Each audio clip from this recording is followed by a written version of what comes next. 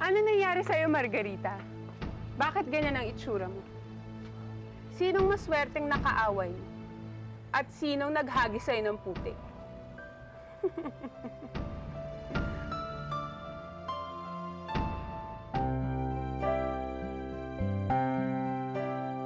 What are you doing here? Okay, I'll try to be serious kahit nakakatawa ang itsura. Hindi ako marunong makiusap. Pero tigilan mo na ang pagpapapansin sa asawa ko.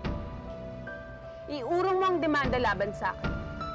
At pangako ko sa'yo, titigilan na kita. Hindi ko gagawin yun. Hindi ko uurong ang demanda laban sa'yo. Sige, subukan mo ako saktan ulit. Nang madagdagan ko ang kaso laban sa'yo. Subukan mo.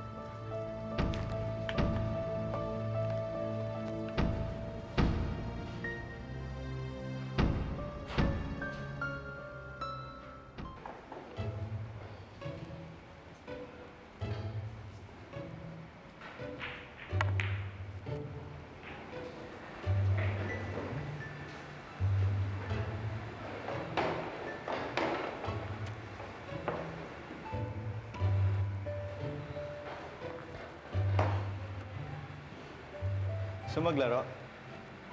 Laro tayo. Wala akong kalaro eh. Wala akong practice eh.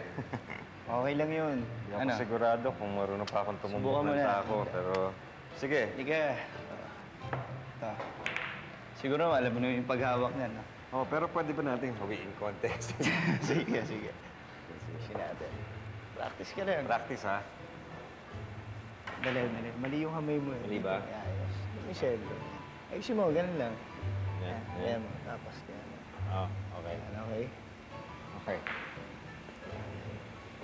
Tigas yung kamay mo eh. Medyo ayusin mo. Ayan. Galing mo talaga. Shoot! At least na-shoot ko. Okay lang yun. Practice pa tayo. Isa pa. Oh, ito na lang. Panoorin kita. Ha? Panoorin muna kita. Sige. Turo ko muna sa iyo yung mga basic, ah. Okay. Ayan lang. Gusto mo doon? Shooting ko. Ikaw, sa mong butas gusto mo? Tingnan Doon natin. o dito? Pwede rin dito. O, ikaw muna. Oh.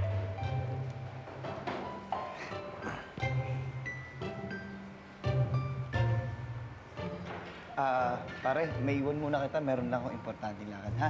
Sunod na lang, pare. Tek muna, ano pangalan mo? Sebastian! Sebastian. Pwede ako si Ariel.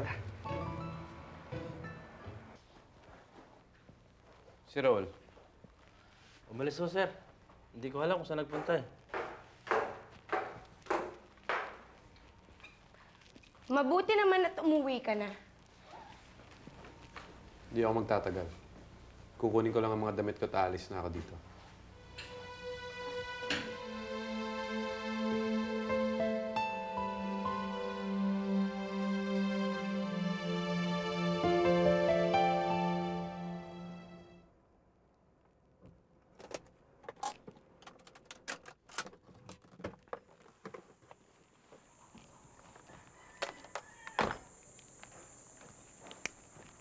Hi! Anong ginagawa mo dito?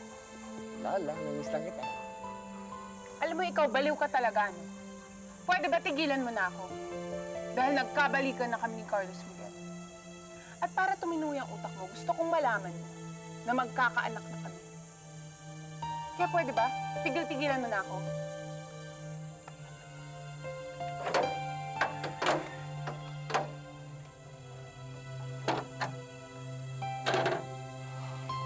Olga.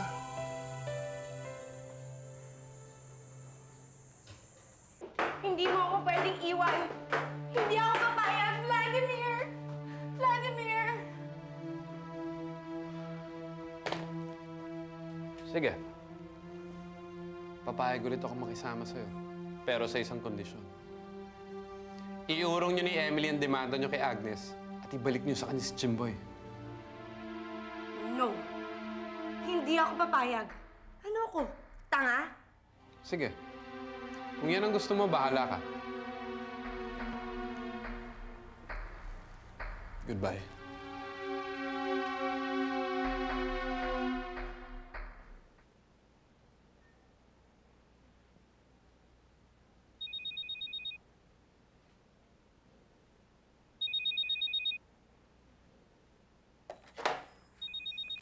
Hello? Alam mo bang nasa kulungan ng ate mo? Ho? Bakit? Hindi ko alam. Pero dadalawin ko siya para malaman ko kung ano nangyari. Tatawagan na lang kita ulit. Sige.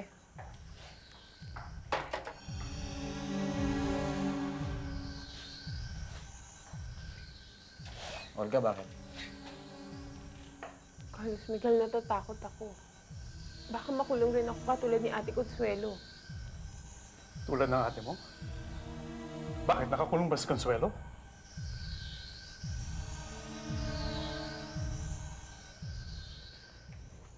Nakokonsensya ho kasi ako sa magiging anak nila ni Carlos Miguel.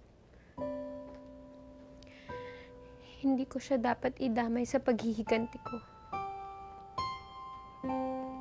Pero hindi ko pwedeng iurong ang demanda laban kay Olga.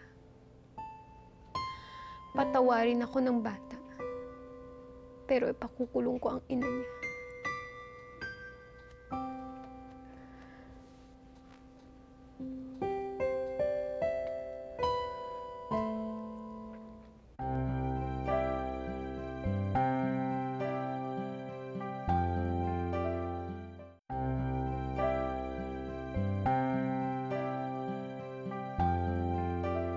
Ano nangyari? Ba't ka nandito? Kinasuhan ako ni Charity Gaston at ng kapatid niya. Dahil kinuha ko si Jimboy. Jimboy? Sino Jimboy? Anak ko. Siya si Michael Angelo. Ano? Teka, naguguluhan yata ako. Liwanagin mo nga.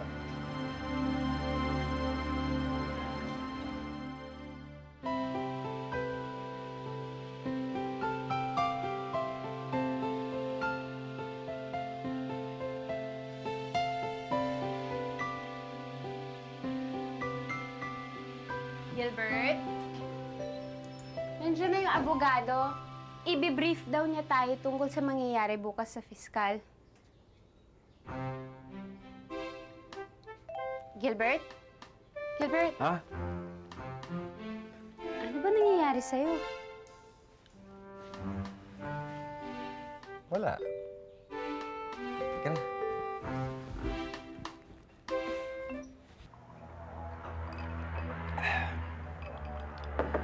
Konting kiliti na lang kay Gilbert. Bibigay na rin yun. Huwag mong sabihin papatol ka sa bakla. Paiikutin ko lang siya ng paiikutin. Hanggang sa mapilitan siya sabihin lahat ng sikreto ni Margarita Zalameda.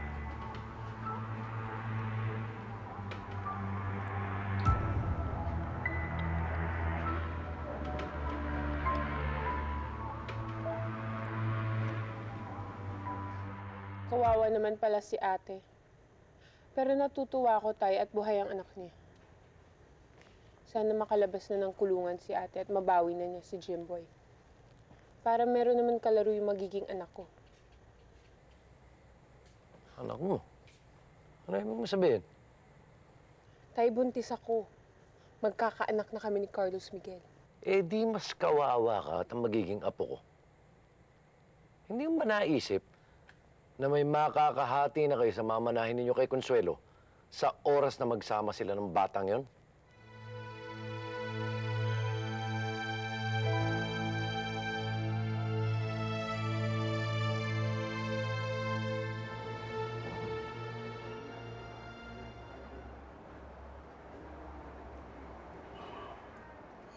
Mami! Mami! Mami! Mami! Mami! Mami! Jimboy?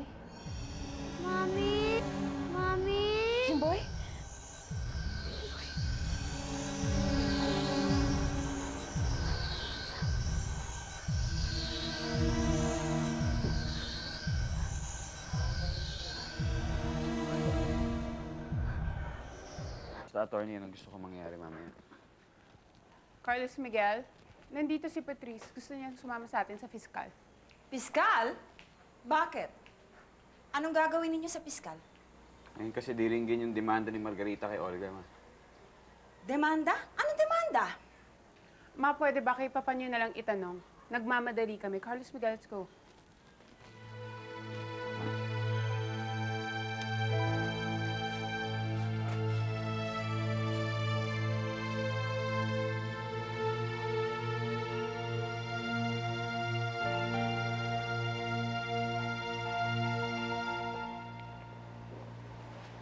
Sir, nandiyan na ho si na Mr. Salamela.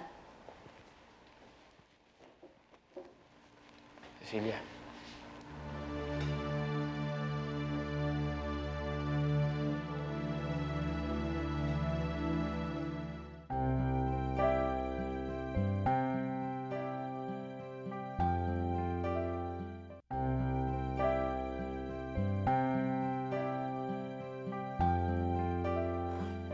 Pwede ba?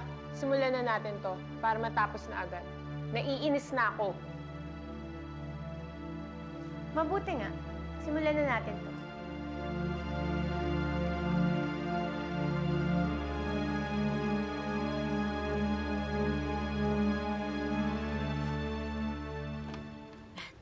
Salamat. Ang bigat naman itong mga dala mo.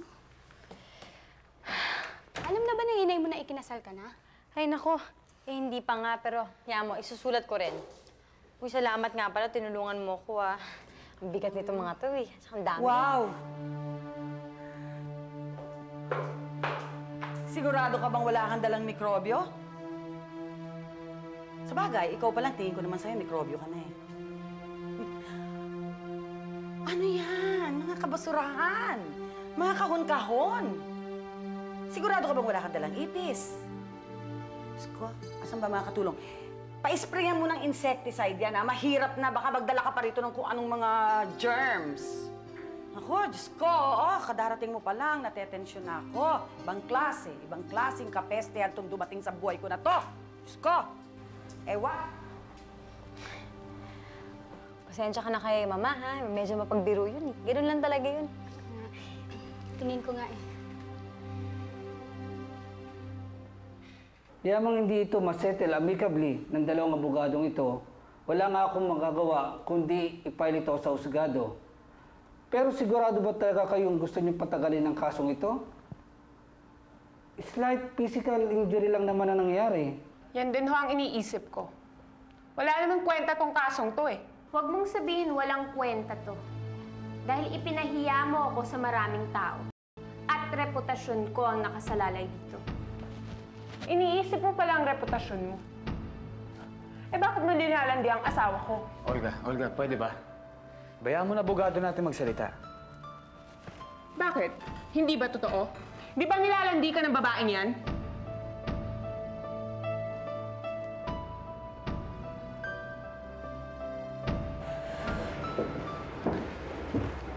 Magandang araw po sa inyo, ma'am. Anong magandang araw?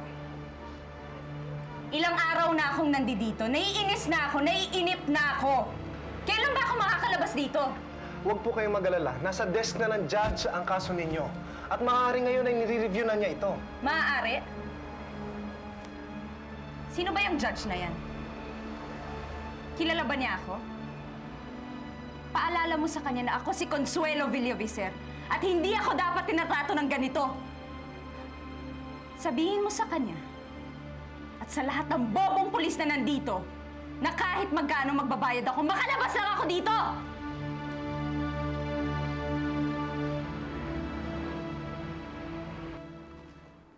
Mag-iingat ka sa mga sinasabi mo. Alam mo bang pwede kong dagdagan ng hablalaban sa'yo? Alam mo bang pwede kitang kasuhan ng oral defamation dahil sa mga sinasabi mo? Bakit nga hindi? Attorney, nadinig mo asawa ko, di ba? Bakit di natin dagdagan ng habla kay Mrs. Altamonte?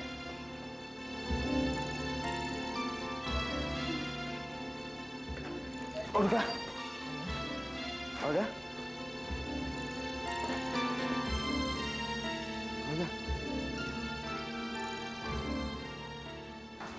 kamusta ka na? Okay na ako. Carlos Miguel, sorry. Sumama lang talaga pakiramdam ko. Patrice, ikaw naman na bahala sa kanya. Subukan ko habulin si Margarita para matapos sa tong kalokohan na to. Bahala ka naman na dyan.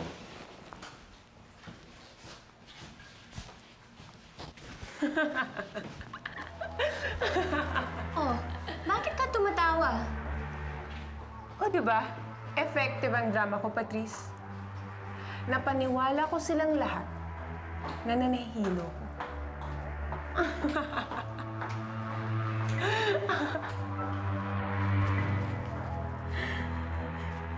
Samantalay mo ang pagkakataong ito, Atty. Habang nakukulong si Consuelo. Ano pa ang gusto mong mangyari? Hanapan mo ng butas sa babaeng yon para mapatalsik natin siya sa kumpanya. Dapat siguro ayusin niyo muna ang gulo bago niyo iniharap sa akin. Napakaraming kasong malalaki para pagkabalaan ko ito. Gilbert, gusto ko kayo makausap eh. Asan ba si Margarita?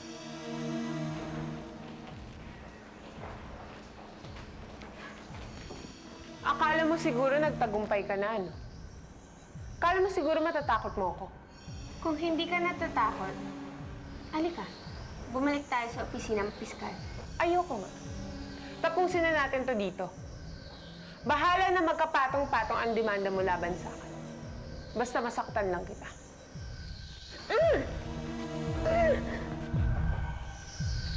Let's go, Patrice. Hintayin na lang natin sa kotse si Carlos Miguel.